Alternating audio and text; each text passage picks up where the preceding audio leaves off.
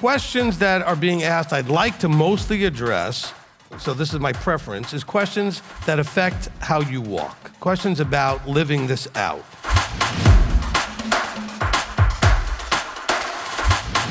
What he's always told me is, tell them that if they're doing what they're supposed to be doing, they'll be where they're supposed to be. But you need a teacher to teach you what it is you need to be doing.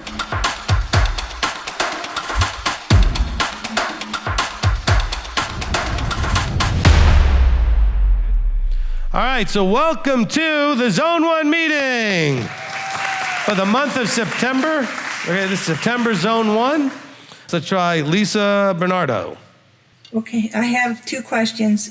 I want to also say how grateful I am that Yahweh pointed me to your direction, because I feel that you're the pearl of, the good pearl. It's worth selling everything to have you and your teachings. I appreciate that. So my first question is, I'm going to come to Sukkot, and my friend is going to take care of my cat. On the feast days and on Shabbats, I can ask her to leave out extra dry food so that she has something to eat on those days. Should I do that, or should I let her come on the feast days and Shabbat? Okay, so probably just like taking care of anybody or anything that doesn't really have the ability to take care of itself, it'd probably be good to make sure to have somebody come by just to make sure your cat's fine, type of thing. I mean, the same thing like if you had somebody at the house that can kind of mostly take care of themselves, but not really, and you'd want to make sure to check on them. You wouldn't want to just leave them by themselves. So I would say, that they could come by just to check and make sure everything's okay. And so that would be fine. But as far as feeding them, I don't even have a problem with them feeding the cats when they show up. I mean, you'd feed yourself, you'd feed, each other, your children, whatever. You're just not going to cook anything, and we generally don't cook food for our cats, so, Okay? Okay. What else? All right, thank you. The other question is a little deeper. It has to do with the unpardonable sin. I watched your teaching on the Father and the Son teaching, and I wrote down that you said that blasphemy of the Spirit is not listening to his voice, and that you're not blaspheming against a third entity, you're blaspheming against the Son. And so I pondered that and went back to Adam and Eve and clean and unclean spirits and the Pharisees that he was speaking to when he said that. And I guess what I've come up with is this the same as they had unclean spirits. The Father was revealing the Son to them, and they were refusing to accept him. And that was the unpardonable sin, kind of like if we don't give up the sovereignty, which I've also learned from you, in our hearts, not giving the sovereignty to Yahweh Elohim. And is that all the unpardonable sin?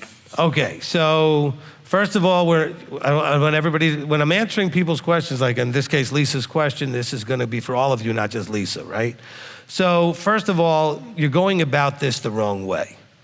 Nowhere does it say that any of those cases that you pointed out were unpardonable sins. Let's not try to define it that way. What you need to focus simply is on you. And I think I've defined it everywhere that I've had an opportunity, that the only unpardonable sin is the sin you don't repent of. And it can't be pardoned because you won't repent of it.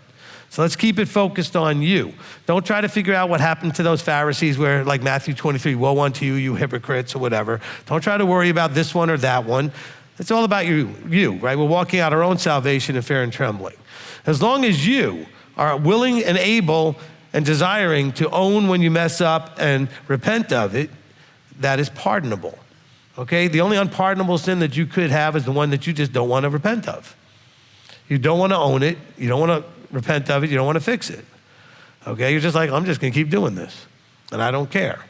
So, because he can pardon any sin, provided you want to be pardoned for it. Does that make any sense to anybody, okay?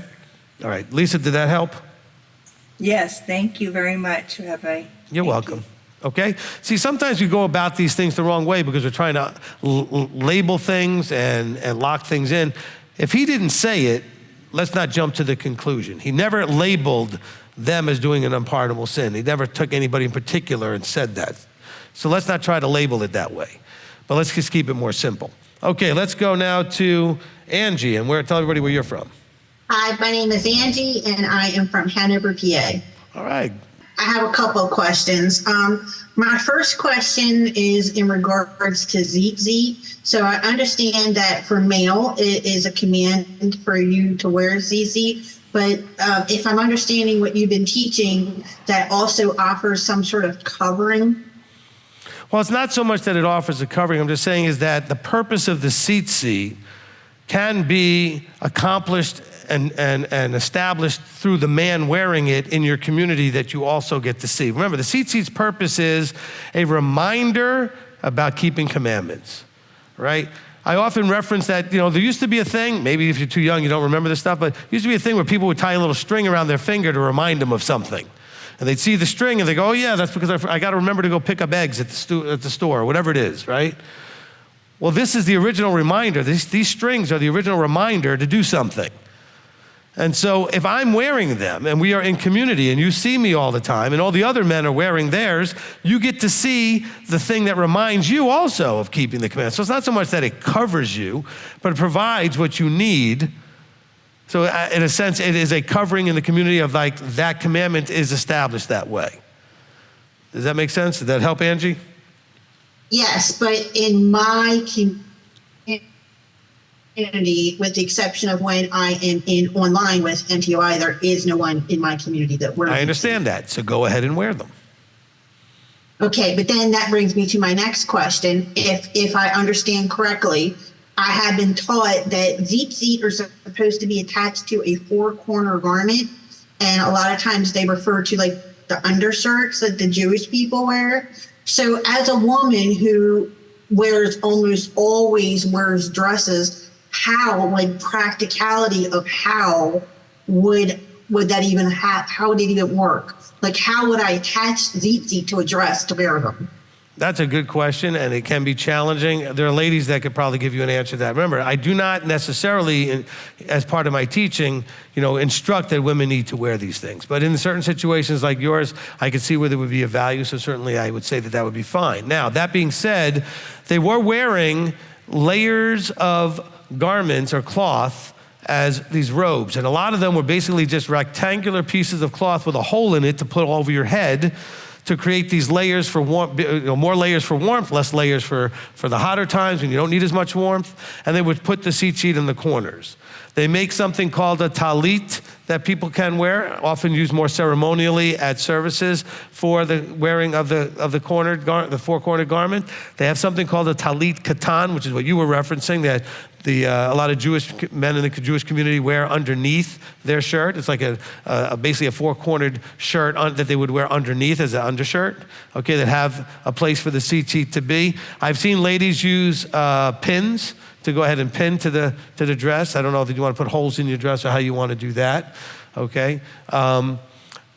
Because you're asking me a question to try to fix a problem that really was not meant for you in the first place, but I can see an advantage you may have for having a reminder of the tzitzit, okay? But if you are going to put them on, then you're going to put them on so that they would essentially be like in the four corners. So mine, I have them actually over my belt, so I can slide them to be in the places of the four corners. So you can see them on, okay, where do I have them? Right here, okay? So you can see them on this side. I'll turn, let me get away from okay. So I have them here. I usually have them a little bit more separated, but they're on my belt, okay? But if I had a four-cornered garment, it would lay, let me get the pen out of here, okay? So it would lay so that the corners would be here and here. So that's where the tzitzit would be very close to each other with a four-cornered garment that laid over me. So that's how I kind of put them so that they're that position on my hips, okay? And so that you can see them there. And so that they hang longer than my clothing so that they're easily seen even with a shirt that's pulled out, right? Okay, for those people that wear them tucked in, I don't have a scripture to say that that's wrong, but I think it misses the point. Point is they should be visible so they're a reminder. It's hard to remind you of something that's tucked in and buried under your clothing, okay, that you could just easily forget are there. You're not even going to feel them there when you get used to it or whatever. but these are out there where I can see them and other people can see them. Okay, so I don't have a solution for you, partially because I don't normally tell women they need to be wearing them, all right? If you choose to want to do that, then you'll have to come up with a way that works for you. You can run it by me for approval, and that would be totally appropriate. But understand that, I don't believe that that's a requirement for you, okay? So you need to just find a different way to remember to keep commandments. This is also a reason why he meant us to be in community. He just meant us to live in community where everybody around, the men would all be wearing them. And the ladies would all see all the men wearing them. And we're in the dispersion. By the way, the one thing that makes Torah hard to do is doing it in dispersion as opposed to doing it in community. There's no hard commandment to do, it's just hard to do in dispersion. Somebody might say, well, why do you put yours on your belt? I had a Jewish friend of mine. He's passed recently, but the last couple of years, but anyway, but a Jewish friend, he used to argue with me how wrong it was that, these Messianics clip their tzitzit on their belts and stuff and don't wear a talit katan. It's like, that's not the point of the instruction. We don't wear those kind of garments anymore. That's the clothing they wore. The point is to attach it to your garment in some way so that it's there where you can see it and you can reach down and grab it, okay? That's the point. And so it wasn't about, there's no big discussion about what the garment looks like. There's a little bit of a discussion about the tzitzit looking like a certain thing. Now let's get to that for a second. So they should be, like I've shown you with mine, they should be white. Okay, let me get out here with the camera. Okay, it's white and blue, that's it. Not green and orange and purple and other colors. Just white and blue, okay? And the blue gets wrapped around the white. Some of you are like, well, what makes that the way it is? It doesn't say that. Well, yeah, it does actually. Okay, Numbers 15 says, and you will make tzitzit in the corners of your garments. By the way, it doesn't tell you how many strings or how to do it or what it looks like. But it does say take one string and make it blue. And actually it's not blue, it's techelet, which is a type of blue, all right? That doesn't now give you the freedom to do whatever you want with the other strings. It said, take the strings and dye one of them techelet. Leave the others alone. That's the pashat, that's what's implied. Because I've had people do all kinds of colorful combinations, and I'm like, why are you doing that? Well, because I can. And why do you think you can? Because it doesn't say what to do with them, so I get to do whatever I want. No, that's not what he's saying. And so this is important that we understand that, all right? Okay, so hopefully, Angie, that answered the question. Yes, I have a second question. Actually, it's funny because of what you just said. But my second question was, you keep mentioning the term pashat. Can you please explain what that is? Okay, I'm sorry. Usually I do when I say it. This time I did. And I said it, I think yesterday or this morning also I did. Pashat, okay, so there's 4, according to Jewish sages who've studied the word for forever, they came up with the idea that there's 4 levels. Actually, other sages came up with a lot more levels. But the one that's most common is there's 4 levels of interpreting scripture, okay? And it's called PaRDeS. It's an acronym, PaRDeS, okay? So the P stands for Pashat, okay? Pashat means the simple, most basic, easy, straightforward understanding. What would be the simplest way to interpret something? Just face value, okay? Now, for example, you have, I'll give you that in a second. So the next one would be remez. Okay, the remez is the hidden, not the hidden, the hinted at. Okay, remez is the hinted at. The drash is the allegorical, and the sod is the hidden. So you've got these 4 levels. Now, when Yeshua started teaching, the first thing he said was, of old, it says in the Pashat not to murder somebody. He says, I'm going to give you the deeper point, the remez. I'm going to give you the fuller understanding, what it's hinting at. It's saying you shouldn't even be angry with your brother, to say racha, to hate your brother. But the simple pashat was, I didn't kill him. Same thing he says then with adultery. He says, well, of old it says not to commit adultery. You got a bunch of you guys, he said, you hypocrites walking around going, well, I didn't sleep with her. Yeah, but you wanted to. And you thought about it all the time. And you dreamed about it all the time. And he's trying to say there's a deeper level to this than pashat. So on the pashat level, the simplest idea was, I never touched her, so I'm good. And he's saying, no, you're inside all screwed up. Just because you actually haven't acted on the thought doesn't mean that you're not all screwed up, okay? So that's another level okay, is what does it hint at? What does it take, what's the next kind of more that we can add on to this? But no matter how deep you go, you can't ever go so far that the Peshat doesn't work anymore, okay? That's something that people have done. They've extrapolated so much out of a verse, then really you go back and wait a minute, it doesn't look anything like the Peshat anymore. See, when you go from not committing adultery to not lusting after her, well, that still looks the same. It's a deepening of a layer of the same thing. We're taking it further, right? We're not turning it into something that doesn't look like the original. All right, so hopefully that answered your question. Okay, we're gonna go to Abigail in Odessa. So I had a question about, Rabbi Tom was talking about palm trees, and see if we can find it in scripture that it talked about palm trees. And I found one in John 12:13. But also I was wondering, it says Hosanna, and I didn't know what that meant. Okay, so this is when they're talking about when Yeshua came in riding on the colt, on the donkey, right? And they're saying, Hosanna, okay? You didn't tell them what that meant when you were doing all that? You didn't get to that part. Oh, she didn't ask that. All right, so you guys understand that Abby's in the Torah teens class, okay? That's what she's talking about, okay?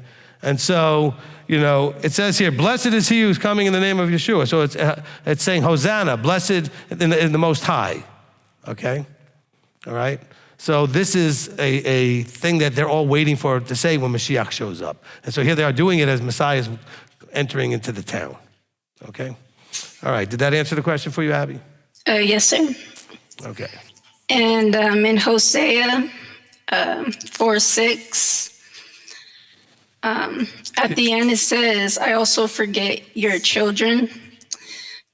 Could you expand on that? This is Hosea? Yes, sir. Okay, let's see, Hosea 4:6.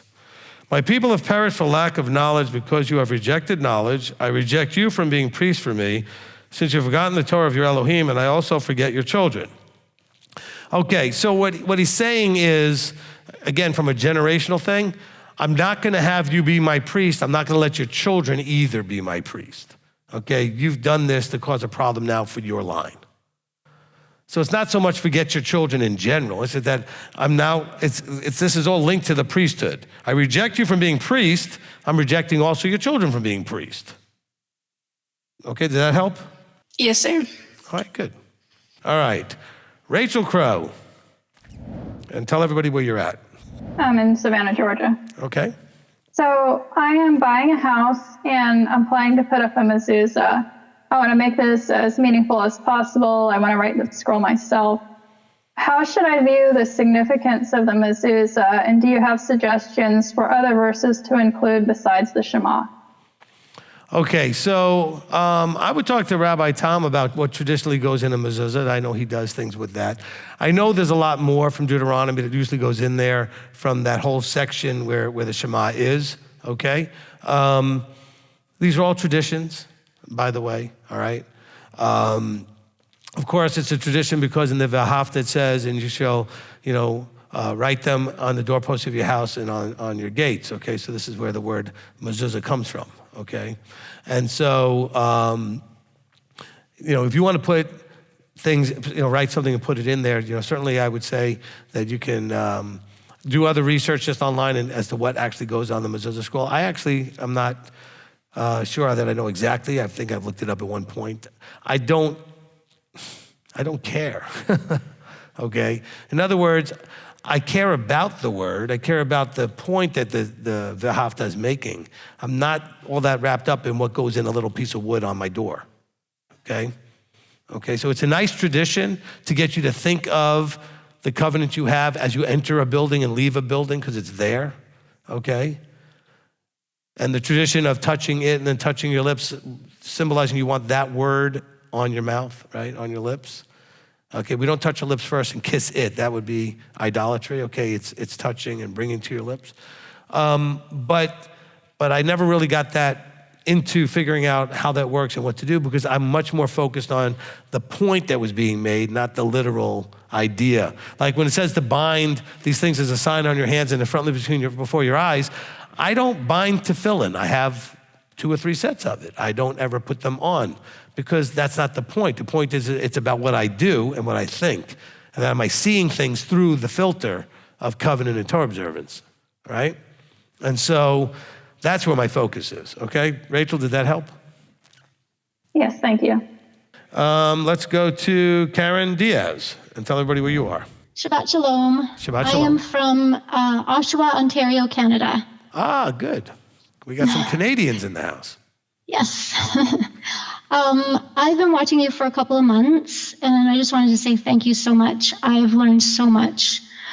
I went from Sunday church, from nothing to Sunday church to Seventh-day Adventist. I found out about the Sabbath, started keeping Sabbath, and then I found out about the Torah, and I'm Torah Observant for about 5 to 7 years now.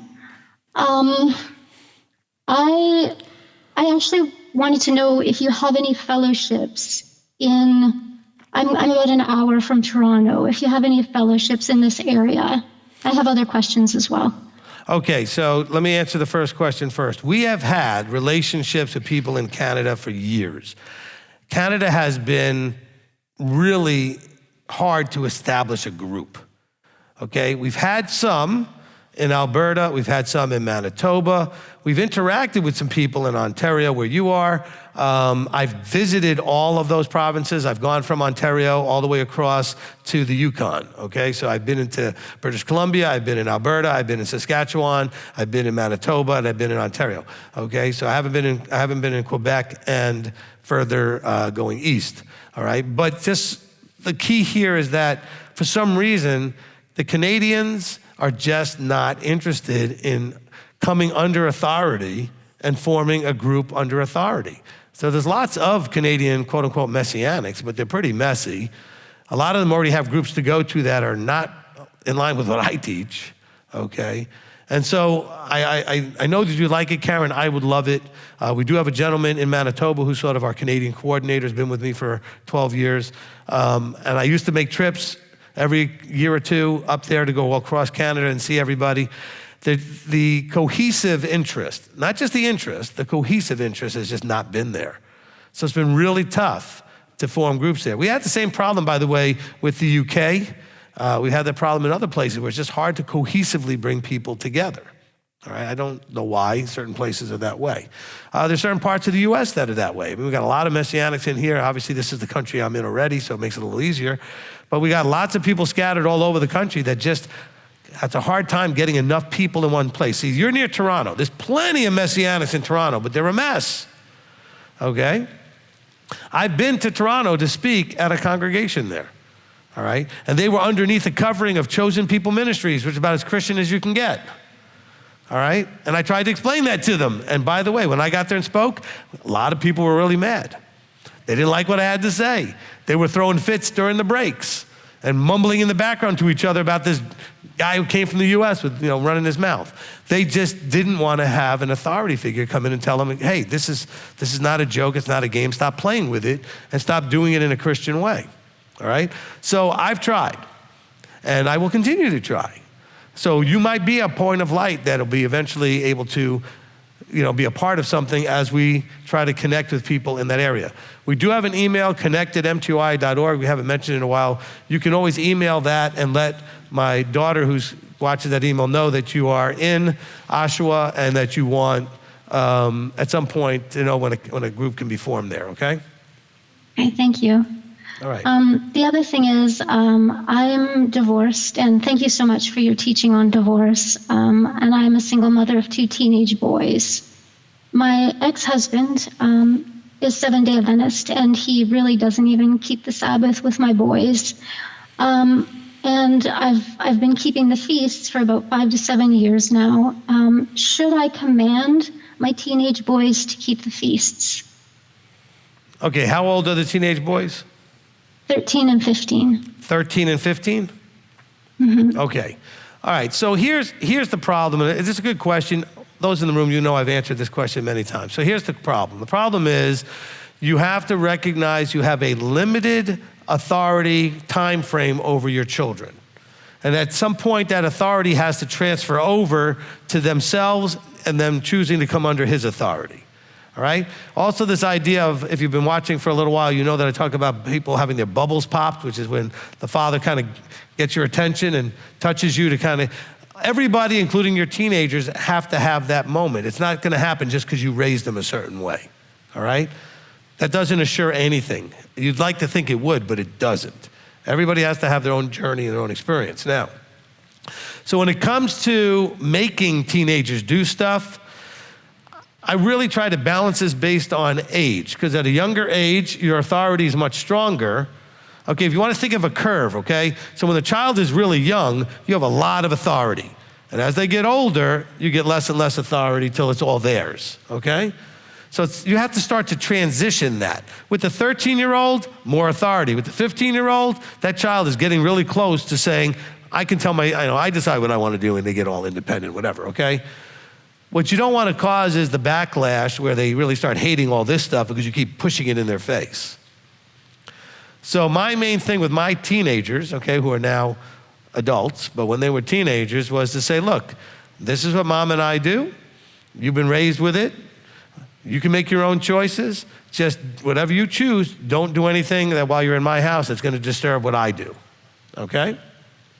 Now, with a 13-year-old and a 15-year-old, I'm not leaving them by themselves. If I'm going to go keep a feast, they're coming with me. If I'm keeping the feast at home, then I would want to make sure that they're not going to disturb the way I'm keeping it while they're home. So even on Shabbat, I wouldn't necessarily have a problem with the teenager going in their room and doing whatever they're doing as long as they're not distracting me while I'm doing what I'm supposed to be doing. Because forcing them doesn't do anything. What does something is setting the example so that when they get their bubbles popped, they know, oh, this is what mom was doing. I better go talk to mom. She knows something about this, okay? Oh, that's what she was trying to get me to do when I was younger. Oh, now I understand. So let's understand that the younger they are, the more, yes, you should make them do it, not because of any other reason, but because that's your authority, okay? You have a certain level of making them eat, making them get dressed, making them bathe themselves, or whatever. You have that authority to make them take care of themselves and to be where you are, all right? My son doesn't keep all of this, but when he was, about 17, 18, I said, look, you can come to services. I'd love for you to come to services. As a matter of fact, I'd rather you come here than stay home because I don't know what he's doing at home. I said, but as long as you're here, just don't distract anything and just behave. And sometimes he actually went in my office and sat there the whole service, and I don't know what he did on his computer or whatever, on his phone, but it doesn't matter. He wasn't distracting anybody here. You understand what I'm saying? My making him sit in this room wouldn't have helped him be more or less anything. And you got to just understand it. Does that help at all, Karen? It does. So am I to understand, so from what you're saying, so some of the feasts fall during school days. So I shouldn't take him out of school if he doesn't want to be taken out of school and just let him do his own thing? Well, I mean, look, when it comes to school, all right, and you're keeping holy days, you're keeping that day. That's going to be just a tough call on you. I mean, I would probably take them out if they were wanting to participate in the feast and stuff. If they're against everything that you're doing and have no interest in it, maybe just have peace and let them go to school. It's some of you are not liking that answer when you hear me saying it because you think that I should be forcing things. All the blues out there are really getting like, no, you can't do that. But you can't make them get it. You can't make their bubbles pop. You can't make them want to do this. And if you could make them do it, it wouldn't do any good anyway because the only reason they did it is because you made them do it. It undermines the whole point anyway, okay? And so the question is, if you had them at home, and by the way, I'll give you a funny example. So when I was a young teenager of 15, okay, I'm thinking probably around that time, I told my mother, now remember, I'm in a Jewish house that kept nothing, okay? So I told my mother, I'm taking off from school for one of these holy days. Now bear in mind, in New York, we were closed for trumpets and atonement anyway, but this must have been like the first day of unleavened bread or the last day or one of the other things, right? So I said, I'm taking off for the holy day. And she said, no problem. You are going to go to shul all day though, right? I was like, no. Okay, because I thought I would just get a day off. She said, you could take the day off of school, but you're going to go It's a shul. You're going to go to a synagogue. You're going to do what you're supposed to do. Otherwise, go to school. So it really has to do with, Karen, the way you are with your children and where they are, okay? If the children want to keep this, then yes, it's worth making the fight for the children to have the time off and the schools not to give them any grief and everything else. Okay? But even with the Sabbath, for example, I'm having an issue with my oldest son right now, who I'm actually supposed to go soon I do sign language. I'm supposed to go and interpret at a church for a Sabbath program. And my son doesn't want to come with me, but I know that if I leave him at home, he's not going to be keeping Sabbath. Okay, you're missing the point, okay? You should be worried about not leaving him home because he might do other stuff to get himself in trouble, not about keeping the Sabbath, all right? Because he's not a Sabbath keeper. He's not covenanted. He's not interested in any of this stuff yet, okay? So when you're worried about him keeping the Sabbath, that's not an issue. When he gets to be an adult, it's going to be on him, not you, okay?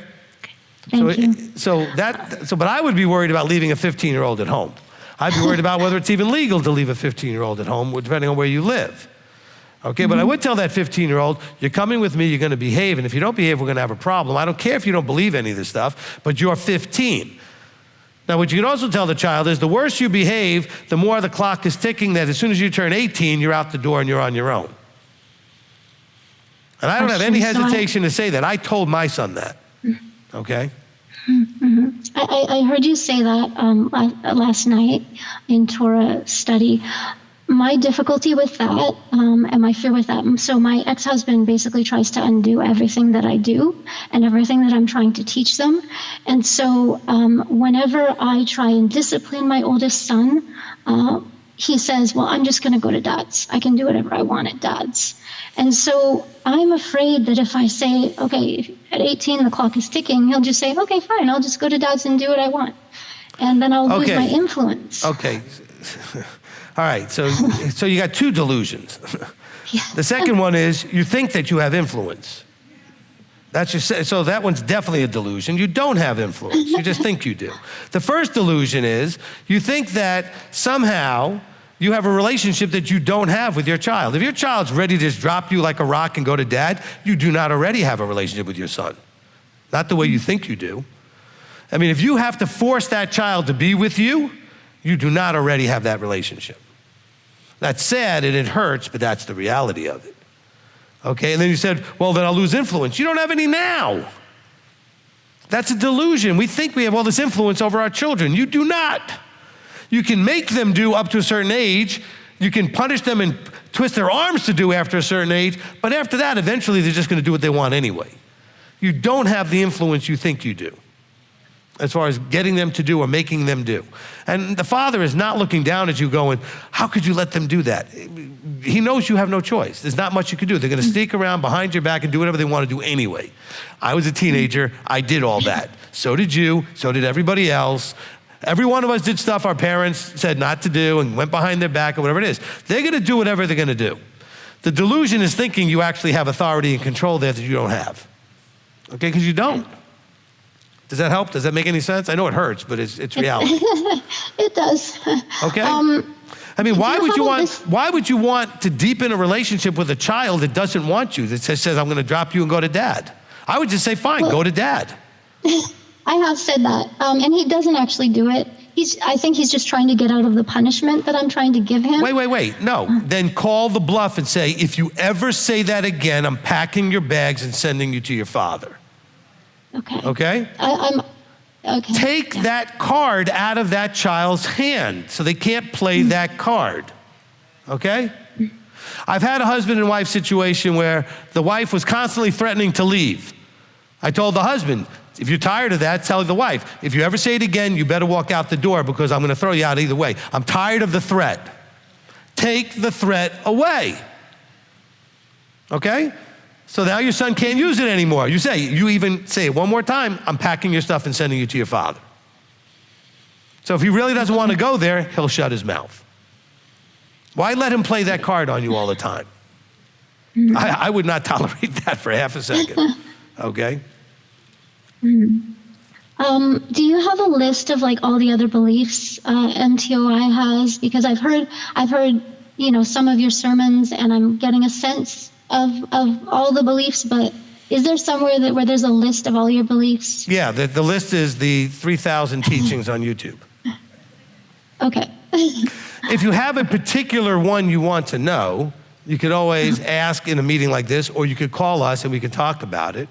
But the problem is my beliefs that I teach are so different than what most people understand. I can't just write it in a bullet point statement of beliefs and have it make any sense to anybody. I have to do a teaching or teaching series, to make the point, okay? So, it took 13 hours to make the point of how we feel about how I teach grace. It took me 55 teachings to explain covenant, okay? So how can I explain that in two or three sentences in a bullet point? So if there's anything specific, you can always ask him in one of these meetings, or you can contact us and we can have, Elder Billy's the one who schedules my schedule. Just call here, ask for him, and he'll set up a meeting where we can have an hour to talk about things, okay, and answer your questions. Okay, perfect. When is there a good time to call? Like, can I call any time, or when's the best time to call? The office is open basically from questions? 9. The office is open from 9 to almost 6, almost every day. Certainly 9 to 5 every day Eastern time. Just call here and say that you want to make an appointment with Rabbi, and Marlene will send you to Elder, and Elder will put you on my calendar. Okay? Okay, perfect. Thank you so much. I appreciate it. Okay, just so you know, almost all the counselings are done on Tuesdays and Thursdays. Oh, Okay? So make sure you have availability on a Tuesday or a Thursday. I spend all day on those 2 days counseling, okay? Occasionally I might do it on another day if needed, but otherwise everything is done on Tuesdays and Thursdays. All right, okay? All right, thank you, Karen. Let's go to, Mr. Nigel Phillips in Guyana. Yeah. Shabbat Shalom, Rabbi. Shabbat Shalom, Mishpocha. Hey, You all hearing me? I'm going to see you in a couple of weeks, right? You're coming to Sukkot, right? Yes, most definitely, Rabbi. All right. All right. So I have a question, and but before I make the question, it would be remiss of me to not say thanks, Rabbi, to you and Rabbi Tom and Elder Billy, and by extension your families, for what you make available to us. Last Sunday, I had an experience. I went to a John Maxwell event, and I had to represent my group in the final group exercise. So when I stood up, everybody saw my seat. Now, Guyana has a large Hebrew. They identify themselves as Hebrew. They have a Hebrew congregation, and they all gather at where they call the Hebrew Nation. So several of them, about 10 of them, came to me afterwards and asked, I saw your seats, and we just want to know where do you gather? So I told them, well, I fellowship with a congregation out of the US. I am a Messianic Torah Observant Israelite. This is what I do. And they had several questions, and of course, as usual, they invited me to the Hebrew Nation. Of course, it's not the first time I've been invited to Hebrew Nation, but I let them know that you are my rabbi, and this is where I fellowship. And they believe several different things from we do. For one thing, they're not Messianic at all. And then the guy said to me, it's really commendable. You're from Trinidad, you're in Guyana, you're all alone, but yet you always wear your seat, because I always see you around in Georgetown. And then it dawned on me when he said that would not be possible if I did not have you and I did not have the m.t.o.i family. So I just want to say thanks. Amen. Amen. And listen. I hope everybody understood. To me, one of the most important things he said was he wears them every day, and he didn't realize this, but people are seeing it, because that person said, I see you walking around and you always wear them, okay? You have no idea how many people are actually watching you on a daily basis and paying attention. until that moment pops up where you get to interact with them. Excellent job, Nigel. What else? Yes. So my question, so I was listening to elders teaching on the building blocks of a successful marriage. And the core of that teaching started from the foundation of that teaching was speaking about wisdom. So my question is around wisdom. The conventional understanding is that wisdom is applied knowledge. But Proverbs 24 verse 3 would seem to suggest differently, and I would like you to clarify. So just if I read, Proverbs 24:3 says, by wisdom a house is built, and by understanding it is established, and by knowledge the rooms are filled with all precious and pleasant riches. So if I think about it, before the rooms are filled, the house has to be built. So it would suggest to me that wisdom comes first. This is no different from Messiah himself saying almost the exact same words in Matthew 7, where he would have said, therefore, everyone who hears these words of mine and does them shall be like a wise man who built his house on the rock. And he goes on. So if I compare these two things, would it be correct for me to say that wisdom is the information on what to do and possibly how to do it as given to you by an anointed appointed? That's wisdom. That's a critical part of it. It's given to you by an anointed appointed. Understanding which establishes the house is probably the why. And you can only claim to have knowledge when people start seeing the fruit of you doing wisdom consistently. Okay. Would that be apt? Yeah. All right. So I love this question, and I like your insights into what you're getting out of it. Okay. So let's understand. So wisdom is the guidance for the project. Okay. Wisdom is the plan before anything is built. How are you going to build it? Where are you going to build it? All that stuff that's done up front, so that your foundation is on the rock, as it said in the Gospels, right? Okay. It says then understanding through understanding it's established. So how do you gain understanding? You gain understanding through applying. Okay. I can teach you Shabbat, and you're not going to understand it till you do it. I could teach you anything. Until you do it, you're not going to really understand it. You'll have the information of what to do, when to do it, etc. But understanding comes through doing, right? Okay? Now, the way this is worded, though, the knowledge at the end is the knowledge you get through the wisdom, then applying the actions, and then the understanding. Now you have the knowledge to fill the house properly. So that's why it's in that order. Now, really, if you take it the other way around, you needed some knowledge to base the wisdom on in the first place. You had to have information through counsel, guidance, and other people's experiences to know what's the right way, best way to go about something. But this is particularly saying, look, when you're going to build something, you're going to start off with a plan that's been thought through, has been approved, guided, and counseled. Then you're going to go and do the plan, and through that, you're going to gain understanding as to why that plan was. Because sometimes you're going to go do a plan that you don't really understand why the rabbi told you to do it that way or this way, or why not to do this or why to do that, but you're going to trust it and do it anyway. Yahweh does the same thing with us. He tells us stuff to do and not do. We may not understand that until we start doing it. A lot of you didn't understand second tithe, if you're doing it anyway, until you did it. And then you're like, oh, I get it now.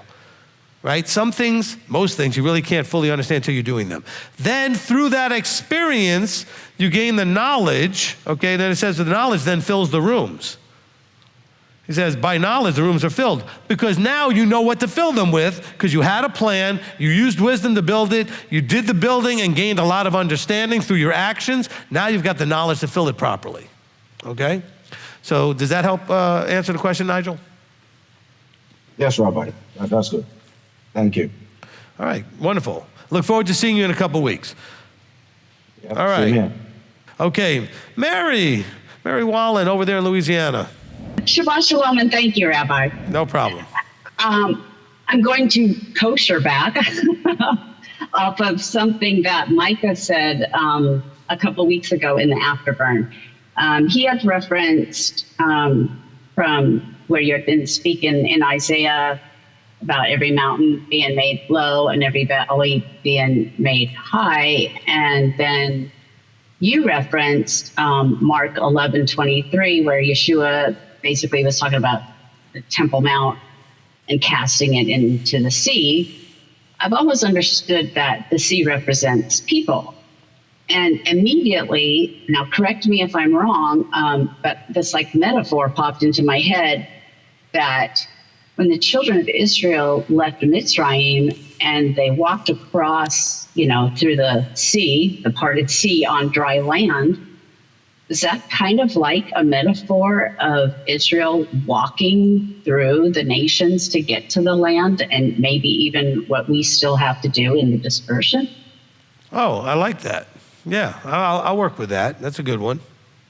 Because I do teach that the metaphor, now Yeshua had just been to the temple, so that's the mountain he's pointing to, being cast into the sea or the people. And I think I said that last time. But I like this picture then of using sea for people, that the parting of the people to allow the nation to walk through them to get to the land. I like that idea. That works very nicely. Good job. Okay. Thank you. That's all I needed. All right, fantastic. Thank you, Mary. Say hey to Greg for us. Let's go to Sierra Hodgson in North Carolina. Okay, I have 3 questions. The first question is, can I carve or paint a pumpkin to put on my front porch, like with a welcome sign, like hello pumpkin or happy fall, or is that too pagan? Yeah, look, okay, so she's asking about putting a pumpkin on her porch. I know the sound was a little bit garbled up, but here's the thing, all right? There's those things that are okay, that under normal circumstances will probably be okay, but they're not okay because paganism has ruined it, okay? So like, for example, if my wife had her way, she would put lights everywhere, but then it looks like Christmas. But she just likes lights. She put lights on the porch, she just likes lights. But they've taken it now that you can't just do that because people will see it as something else. Same thing then now with the pumpkin. You can't really do fall things with pumpkins without it somehow being linked to Halloween, okay? So I would say, no, I'm not doing that because the appearance of what people will think of it does matter, okay? It does matter. So now, some things that you are needed to be done that people might misinterpret, you still need to do them whether they interpret them right or not. Those things that are not needed to be done, that can be avoided, that might give somebody the wrong impression, should be avoided. Does that answer it? Yeah. Okay, number 2. Next question is, can we get involved in politics? Like, could I run for a mayor or some sort of local position, or is that too much being of the world? No, you can run for anything you want. Okay, so just the main thing is this when it comes to politics, all right? It's not about which political party you are or anything else. The main thing is we cannot have our minds go to the point of where we think that if we could just get the right person in office, or if we could get in office, somehow that fixes everything, okay? What we should be thinking is if I can get in office, I can make a difference at least for a little while, okay? See, I don't care who wins this next election. I know that would really upset a bunch of you because I don't care. Whoever wins, the country's gonna get a little worse or a little better, maybe, for a little while. And then it's gonna be the next one after that will get a little better or a little worse for a little while. I mean, I'm 60, I've seen a lot of elections, okay?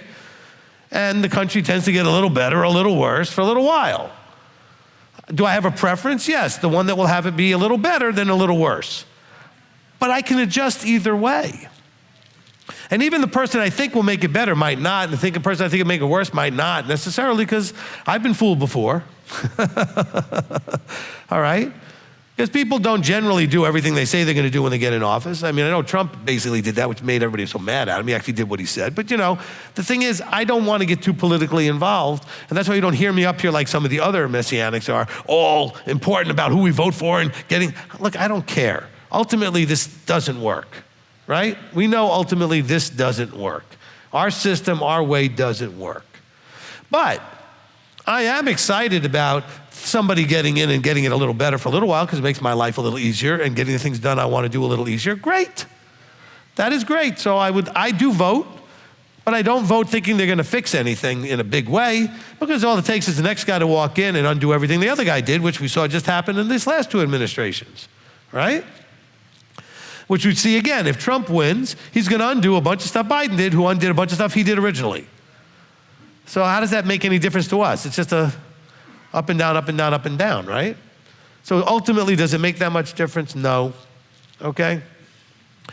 What makes a difference is, are you prepared for the ups and downs that world life has for us, okay? So you can weather financially and all the other things, those kind of changes that will fluctuate. So for you, if you want to run for office and think you can make a difference, absolutely, okay? Just be aware that some offices may have responsibilities that may have a problem with your holy days and your Sabbath and everything else. So just make sure that you'll have enough control over your time to not get that problem, okay? Okay. And then my last question is about Matthew 17, when they're on the mountain. How are we supposed to understand Eliyahu and Moshe? Like, were they really there, or is that just like a picture we're supposed to get about the prophets and the Torah? Yeah, no, this was very clearly, it says a vision, okay? So now prior to that, he said, some of you will not die before you see the Son of Man coming in his glory. And then, of course, those guys do have this vision where they see Moses and Elijah with Yeshua, right? And that is a vision, though, and it says it's a vision. Okay, and of course, in the vision, it seems very real, and they're like, hey, do we need to go, get some tents for you guys, because it's Sukkot time coming, and set up for that, and be ready for that? And he's like, no.